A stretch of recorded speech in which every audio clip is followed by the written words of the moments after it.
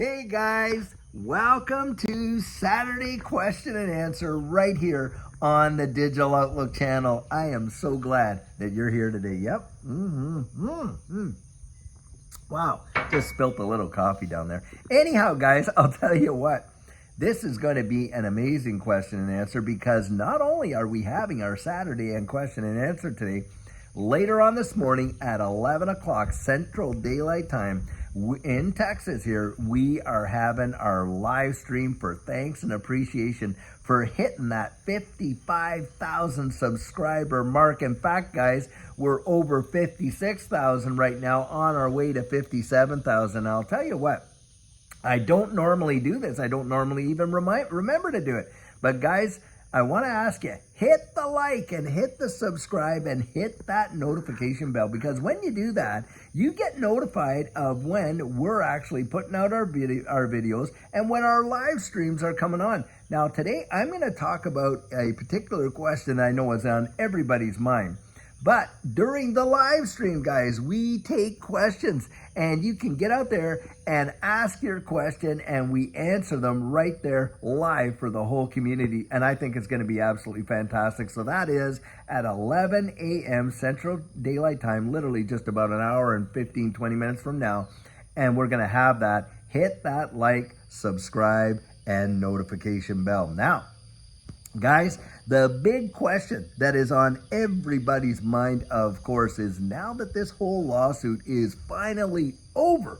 I mean, Ripple is taking off their cross appeal, the SEC, they're taking off their appeal, all that kind of stuff. And guys, you know, the whole thing is settled. Now, the question is, now what? Now what's going to go on? Well, guys, I'm going to tell you what I believe. I think what we're going to see is the adoption of XRP in this United States of ecosystem, and big time. Bank of America literally came out and said, hey, listen, when this whole case between Ripple and the SEC is over, we are absolutely going to be employing their on-demand liquidity platform, utilizing the XRP ledger and XRP for cross-border remittances. Now, you go research that for yourself, but they have actually said that. Now, you watch one major bank in the United States actually start to do that, then all the rest of the dominoes are going to fall. Now, I know a lot of people are going to, well, David, no, the judge said there's an injunction. They can't sell their XRP and da-da-da-da-da. Guys, it is not what the order says. It says how they sold it, that they have to be in compliance, right, with the regulator and the law when they sell it. Well, under the way that they sold it last time, there were some guarantees that were provided. There were lockups provided. There was a lot of other things provided in those sales in 2013. That's why it constituted, you know, securities. But guys, how they actually are doing those on-demand liquidity institutional sales now do not even come close to what it was back then. And yes, Ripple can sell XRP to institutions for on-demand liquidity. That is a fact, Jack. It is how they sold it, not to who they were selling it, right? And so they're going to do that. Now, I think the SEC and Ripple are going to come up with a framework that is going to actually match, get right in there. And it wouldn't surprise me if there is some written agreement between the SEC and Ripple going forward with their institutional sales inside the United States. And guys, I think it's going to be on like Donkey Kong. You had better believe it. And we have been waiting for this for so long. The fact that it is finally over is truly phenomenal. I mean, Judy and I, we were investing in this space long before the lawsuit was ever even laid down. And of course, we've been here and seen every little thing that's ever happened, all the mudslinging back and forth. And this case should have never been brought in the first place, especially when you compare that to the Ethereum free pass when Bill Hinman had got out there and gave that speech. Because if there was ever a security issuance in this space, it had to be that Ethereum ICO, where they were literally out there promoting it and selling it and encouraging people how to do it as disguised whales. Truly obscene, but that's what went on. And guys, here we are. XRP holds the only legal distinction in the United States. And I mean that is over Bitcoin, over all of them, guys. It has gotten it has been determined not to be a security in federal court by a federal judge, and that has not changed, and nor will it ever change. Now that this case is over, it is over. They're not going to be bringing it back on and this, that. Nope, it is done. XRP is not in and of itself a security, and that is a big, big deal. And watch and see what happens, guys. In fact, isn't it amazing the timing of everything? You got all these TA guys saying, listen, we are literally that close from this thing truly exploding. And in fact, I was reading an article today where a Bitcoin OG, this is someone that's, been in Bitcoin for a long time, and even he had to acknowledge, listen, with all the sentiment behind XRP and everything that's going down, with this ecosystem, they could probably see a $24 XRP by the end of the year. $24 XRP by the end of the year. Now, that is just a smidgen of what some people are calling for. My good friend Jake Claver, he is absolutely convinced that we could see a triple-digit XRP by the end of the year. I mean, you think about that from where we are. Do you know in 2017, nobody in their right mind would have ever imagined when XRP was selling for 0.006 that it would literally get to $3.84 in 1 year to the day. But it happened. It happened. And so to think that XRP cannot hit those numbers is truly crazy, because look, even under the pressure when the SEC lawsuit was laid down, XRP down there to 17.48 cents, and like I love to point out, $1.97 only 4 months later, 1,200% return, guys, with all the pressure and everything that was on it.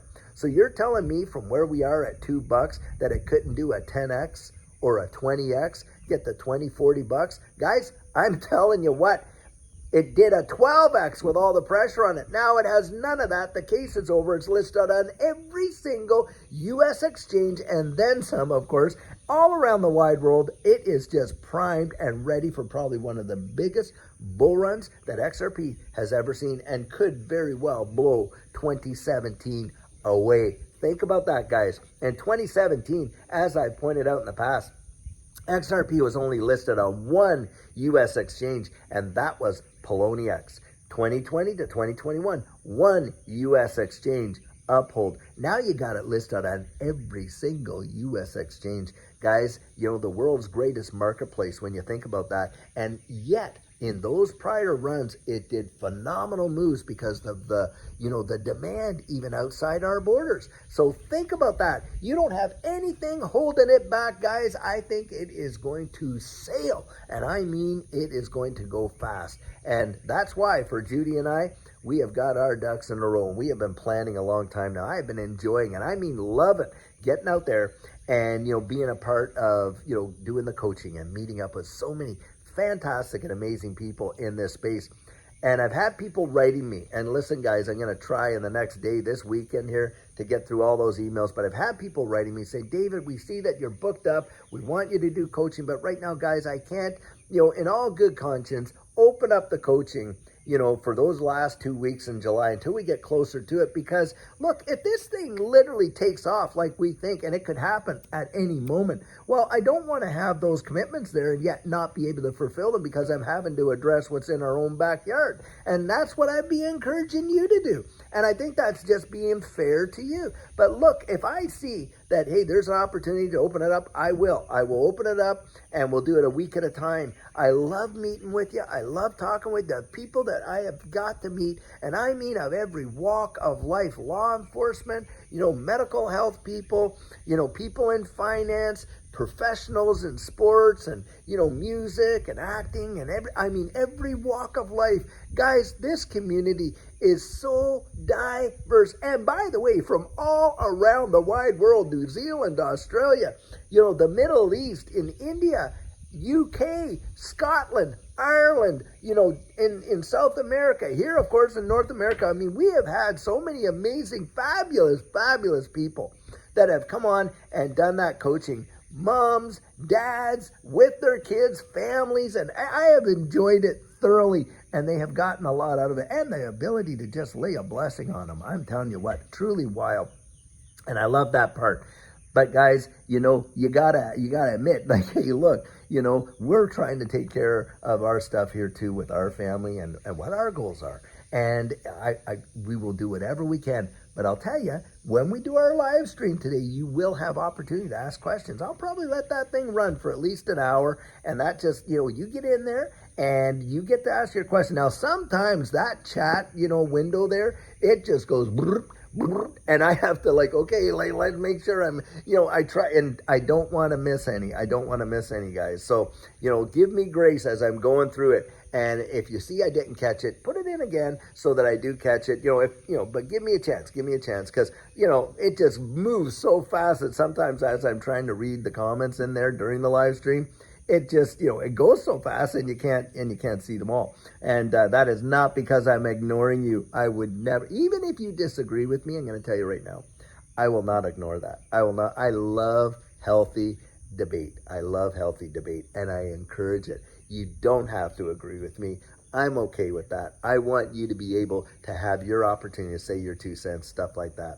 And so we're going to have that, like I said, at 11 o'clock, at 11 a.m. Central Daylight Time. Hit the like and the subscribe and the notification bell. You won't miss them. Now, before I go, I want to bring something up.